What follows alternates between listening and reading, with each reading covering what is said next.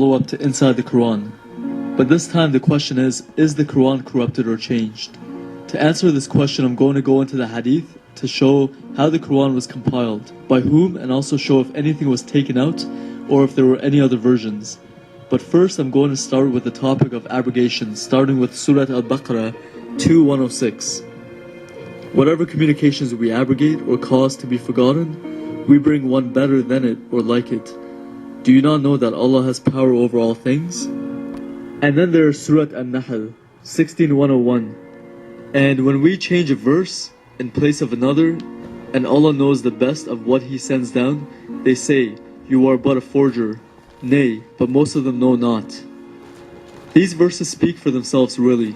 Now I know full well what the abrogation of the Mecca verses are, but don't you ever wonder how an all-knowing and all-wise God could change His mind so much in the space of 23 years and in the length of 114 chapters? Plus, if the Quran was written on tablets in heaven from the beginning of time, why did Allah wait 2,000 years after the Torah and 600 years after the Gospel to reveal it? And why would those tablets have Allah changing His mind so much? Especially when according to the Quran His words cannot be changed, nor can the meanings. But there are, according to some Islamic scholars, over 200 abrogations in the Quran. With that being said, how eternal could something be if it is cancelled out? Which is exactly what happens to those Mecca verses. They are cancelled out for something better, which means the Mecca verses were not perfect. Meaning, according to the Quran, God is an imperfect being who makes mistakes. As I said before, in the space of 23 years and 114 chapters, He cancelled out over 200 verses. Now, on to the main point of the video. Is the Quran corrupted? In order to find the answer to that, we would have to go to historical documents on how it was transmitted and compiled. Now, I'm going to use only the hadith of Sahih Bukhari, since they are considered as the most trusted collection of hadith. I'm going to start with a quick background on the compilation of the Quran, which is not my own understanding, but according to the hadith. First off, despite what you may have heard, the Quran was not compiled during the life of Muhammad. Regardless of some claims that he oversaw the final assembly of the Quran, that is simply not true according to Islamic sources. The manuscripts, some of which were written on palm stalks, thin white stones, and also on the hearts of some men, meaning some verses were memorized. They were all compiled first under the authority of Abu Bakr by Zayd bin Thabit, and then later the final version, which is the one read by Muslims today, was put together by Uthman, around 20 years after Muhammad's death. Again, this is all according to the hadith. Okay, so I'm going to start with the hadith on the compilation of the Quran, how it was put together and by whom. And also, in this hadith, it talks about the burnt versions which Uthman burned. Meaning before the final Quran was put together, there were other versions. Sahih Bukhari, Volume 6, Book 61, number 509, narrated Zayd bin Thabit. Abu Bakr as-Sadiq sent for me when the people of Yamama had been killed, i.e., a number of the Prophet's companions who fought against Musaylama. I went to him and found Umar bin al-Khattab sitting with him. Abu Bakr then said to me, Umar has come to me and said, casualties were heavy among the Qurra of the Quran, i.e., those who knew the Quran by heart, on the day of the battle of Yamama, and I am afraid that more heavy casualties may take place among the Qurra on other battlefields, whereby a large part of the Quran may be lost. Therefore I suggest you, Abu Bakr, order that the final Quran may be collected. I said to Umar, how can you do something which Allah's Apostle did not do? Umar said, by Allah, that is a good project. Umar kept on urging me to accept his proposal till Allah opened my chest for it and I began to realize the good in the idea which Umar had realized. Then Abu Bakr said to me, you are a wise young man and we do not have any suspicion about you. And you used to write the divine inspiration for Allah's Apostle. So you should search for the fragmentary scripts of the Quran and collect it in one book. By Allah, if they had ordered me to shift one of the mountains, it would not have been heavier for me than this ordering me to collect the Quran. Then I said to Abu Bakr, how will you do something which Allah's Apostle did not do? Abu Bakr replied, by Allah, it is a good project. Abu Bakr kept on urging me to accept the idea until Allah opened my chest for what He had opened the chests of Abu Bakr and Umar. So I started looking for the Quran and collecting it from what was written on palm stalks, thin white stones, and also from the men who knew it by heart, till I found the last verse of Surah Al-Tawbah. with Abi Khuzaymah al-Ansari, and I did not find it with anybody other than him. Volume 6, Book 61, number 510.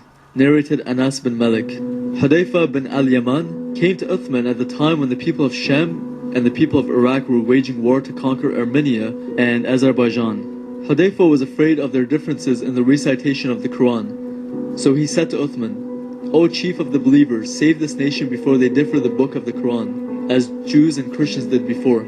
So Uthman sent a message to Hafsa saying, send us the manuscripts of the Quran so that we may compile the Quranic materials in perfect copies and return the manuscripts to you. Hafsa sent it to Uthman. Uthman then ordered Zayd bin Thabit, Abdullah bin al-Zubair, Zayd bin Alas, and Abdurrahman bin Harith bin Hisham to rewrite the manuscripts in perfect copies. Uthman said to the three Qurayshi men, in case you disagree with Zayd bin Thabit on any point in the Quran, then write it in the dialect of Quraysh. The Quran was revealed in their tongue. They did so, and when they had written many copies, Uthman returned the original manuscripts to Hafsa. Uthman sent to every Muslim province one copy of what they had copied, and ordered that all the other Quranic materials, whether written in fragmentary manuscripts or whole copies, be burnt.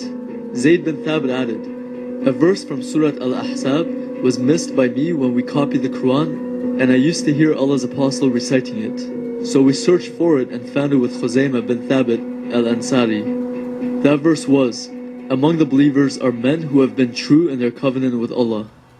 A few points to bring up from this hadith are: 1. Note that some of the verses were lost in the Battle of Yamama, so the Quran is not complete.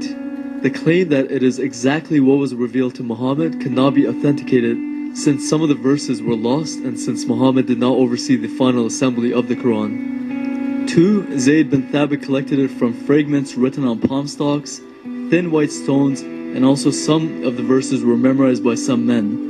He went around collecting these fragments from all over, with Muhammad not around to verify whether or not what he was writing down was authentic or not.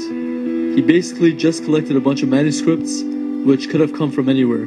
3. All other manuscripts that had any differences were burned by Uthman. Now, who gave Uthman the authority to burn all of the other copies which may have actually been the originals?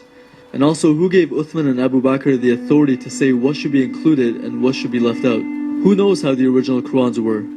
Maybe some of them had correct doctrine that coincided with the Bible. I guess we'll never know. So along with the lost verses from the Battle of Yamama, we have a very clear hadith that says a stoning verse for committing adultery was taken out. Before I read it, I want you to ask yourself, if a verse of stoning for adultery was taken out of the Bible, would you say that the Bible is corrupted? Now, with that same answer in mind, use the same measure on the Quran. Sahih Bukhari, Volume 8, Book 82, number 816. Narrated Ibn Abbas. Umar said, I am afraid that after a long time has passed, people may say, we do not find the verses of the rajam, stoning to death, in the Holy Book, and consequently they may go astray by leaving an obligation that Allah has revealed. Lo, I confirm that the penalty of rajam be inflicted on him who commits illegal sexual intercourse, if he is already married and the crime is proved by witnesses or pregnancy or confession. Sufyan added, I have memorized this narration in this way. Umar added, surely Allah's Apostle carried out the penalty of rajam, and so do we after him. We don't see the stoning verse anywhere in the Quran. What we do see is that in Surat An-Nur 24:2, the penalty for fornication or adultery is to flog each of them with 100 stripes. Maybe the original command, as seen in the previous hadith, was in one of the versions that Uthman burned. But the question needs to be asked, again, who gave authority to whom to take out the stoning verse? And what else was taken out? What we do know is that according to Muslims' own sources and according to the best collection of hadith, the Quran was changed or at least tampered with by Uthman after a very questionable compilation done by Zayd bin Thabit. Then of course, even more questionable is how Uthman burned every copy that differed from his. So as we saw in my previous video inside the Quran, according to the Quran the Bible hasn't been changed.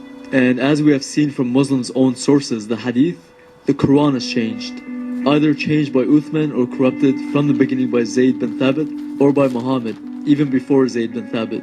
With the Quran we have a book that claims to be from God, the God of Abraham, but it contradicts the God of Abraham in too many ways to count. So what are we supposed to do? Believe the testimony from the many books of the Bible, or believe one Arab man who not only contradicts the Bible, but who also was the only witness of his revelations. We all need to search for the truth wherever it may lead. The truth will set you free. This life is temporary, we all need to think where we will spend eternity.